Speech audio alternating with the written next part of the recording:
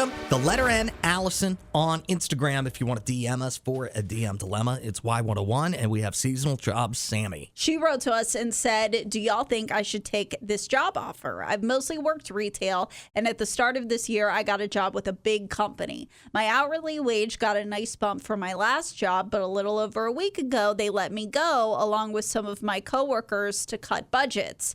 They just reached out to offer me a seasonal position. I could really use the money, but I'm unsure because my other coworkers say they do this every year. They move a bunch of people to seasonal work and then they hire them back full time in the new year. I like the money from this job, but I'd rather have the stability from my old jobs. Is this the future, though? Should I just get used to it? 601-995-1017. To me, it's a simple answer. If you don't currently have a job, you can use the money. Take the job that has been offered to you. That doesn't mean you have to stop looking for other employment. Go ahead and assume it is just going to be a seasonal position, and then you're prepared. Maybe you find yourself a better job, but you're still working currently. My dad said one time, and it made so much sense, whenever you don't work, it's like unsold airline tickets. You're never going to make that money that you could have made if you don't have a job. So, Sammy, take the job and continue to look for work. Well, but she's kind of making it sound like the old job would be back on the table. And I say if that's the case, go back to that old job. It sounds like it's way more stability. You're not going to have all this up and down. Maybe it's seasonal work. Maybe it's not. Maybe you get a pay raise. Maybe you don't. Like, having a stable job is going to be far better than having a job where it seems like they just fly by the seat of their pants. Yeah, but having a job, period, is important. So if you want to go back to the old job, go do that. But it doesn't really sound like she wants to do that, to me at least. Sounds like she might want to take advantage of the seasonal pay bump. And that's another interesting point. Like, if she is going to get a pay bump for being a seasonal employee, take the pay bump. And then if you don't like your job, just go back to the old one. Like, that old job is going to be there for you. Not necessarily.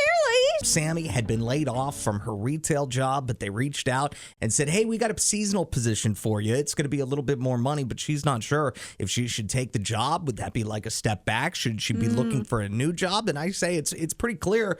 If you don't have a job, take the job that's being offered to you and continue to look for a more permanent solution. But it does sound like the old job might be on the table right now, and she's like, that one would be more stable. This one I get more money, but obviously very unstable. I think you go with stability here. Anthony says take the job if she really wants to be able to have this job as a permanent position. This is her opportunity to show management she is worth having. Give it your all. Be a team player. Show your worth. I don't think that's going to work. If this is the type of company where they're ditching a bunch of employees to make them seasonal and then they're going to I think they're going to keep doing it. But Vaughn says, considering how many people were just affected by the government shutdown, taking a job, seasonal or not, would be beneficial to anyone. It doesn't have to be permanent, but it is a job. Jesse, what are your thoughts? Well, I'm wondering, is she losing benefits too when she goes to seasonal? Because that's a lot of times that's how they do the pay raise bump. It's because they drop all insurance and all retirement and all that. Mm-hmm.